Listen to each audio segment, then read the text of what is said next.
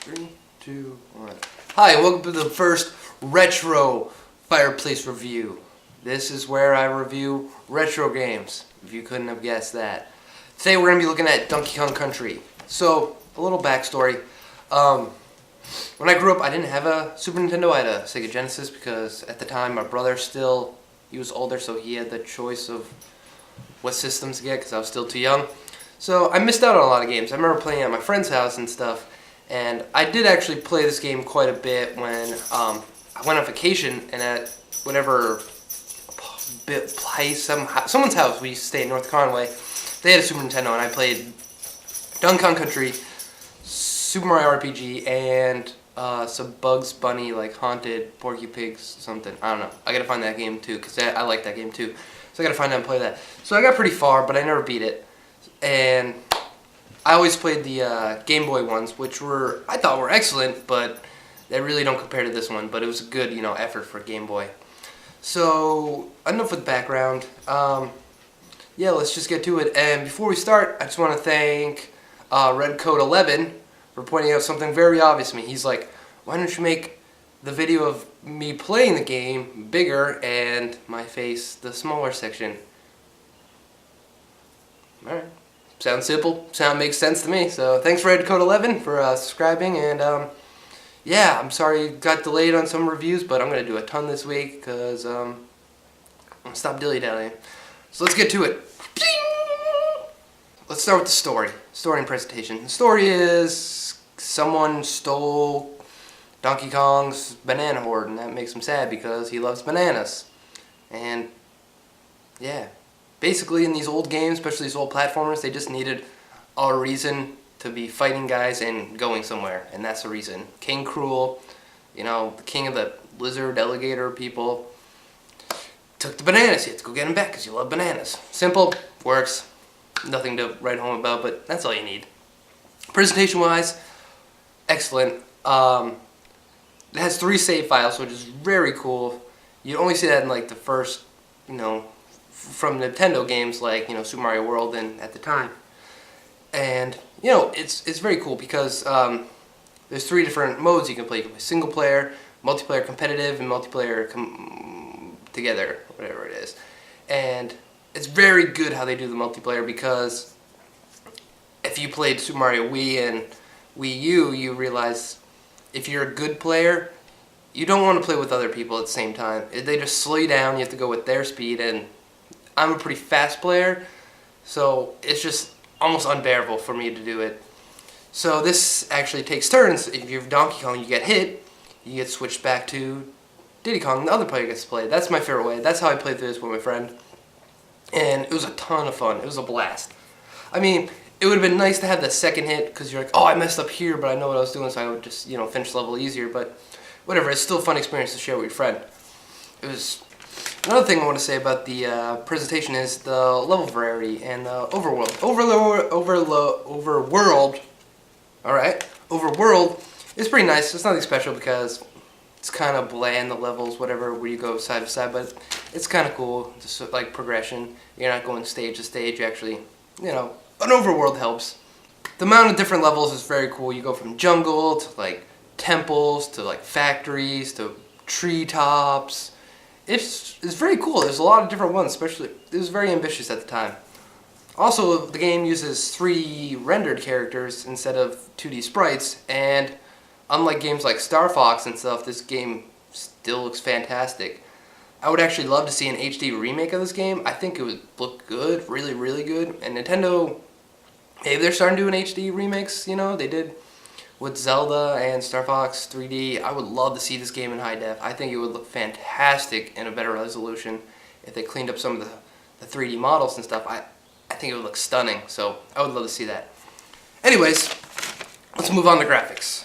I basically just covered them, but again, the game runs with 3D models and even 3D models in the background at some points, like the trees. And it's fantastic looking. I think it's one of the best looking Super Nintendo games that ever came out. Yeah, there's really nothing to, nothing to complain about other than playing on a high def TV. It kind of looks stretched and a little bland and kind of faded, but that's not the game's fault because it was, built on whatever the old TV, so can't really complain about it. The game looks great, and yeah, one of the best strong suits about the game, but there's a lot in this game. Now on to sound. The sound in this game is excellent. The grunts of the guys, you'll be like mimic them every time you kill them, like it's just funny to do it because they make funny sounds, and the chomps, they make like this really like realistic chattering teeth sound. It's just funny, and they're good, and the music is fantastic. It repeats a little too much. The tracks aren't very long, but they're still very catchy, and you hum them a lot, and they're very memorable, which is very important in the game. I think it's if you remember the song, you could have good music, but if you don't remember the song, I don't think it's done its job. So A+ for that. And that's all to say about the sound. It's excellent, very good. On to gameplay. The meat and potatoes of this game, because it's a platformer, stories doesn't matter, graphics and sound do matter, because if it's not good to look at and not fun to hear, it becomes a forgettable experience. But gameplay in this game is very refined and near perfect. The level design, I would say, is perfect.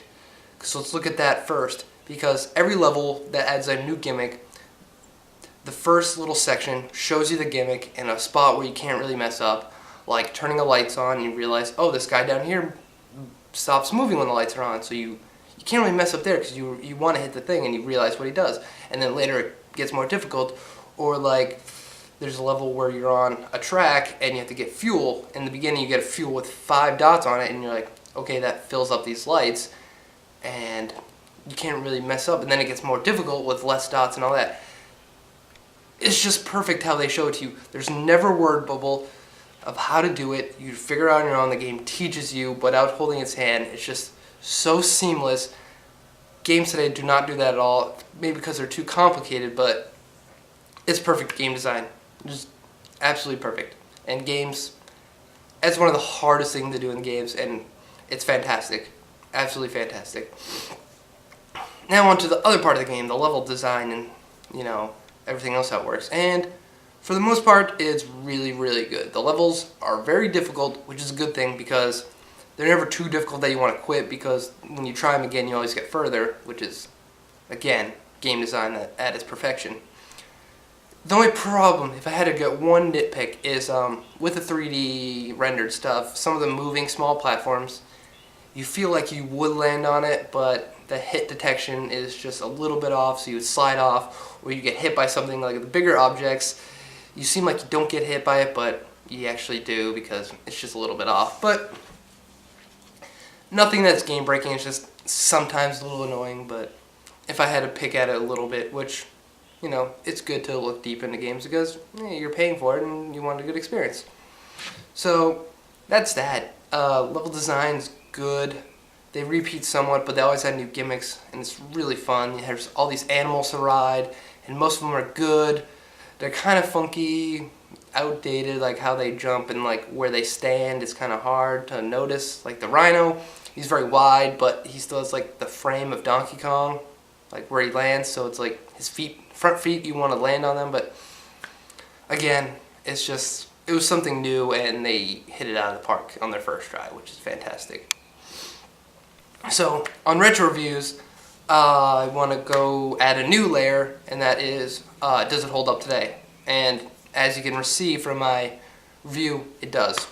I would think it would be fantastic if they kept the game the same, just, touched up and made the resolution a little better, and, put it on the eShop for even $20. Maybe not, maybe 15. It'd be definitely worth it, because this game is so good. The challenge is hard, but it's very rewarding, and it's very possible for anyone to beat as long as you practice and try. So my final review score on this game is a 9.5. This game is so good. I'm sorry I missed it in my childhood, but it's still just as fun today. And good job, Rare, because you get to share the fun with your friends, and that adds so many points to the game. You have no idea, or at least to me, is having fun with your friend next to you. Yeah, it's fantastic. Good job. And Rare, hopefully you come back to Nintendo and make some other good games like Banjo-Kazooie 3, where everyone's still waiting for that one. But until next time, I'll see you guys later.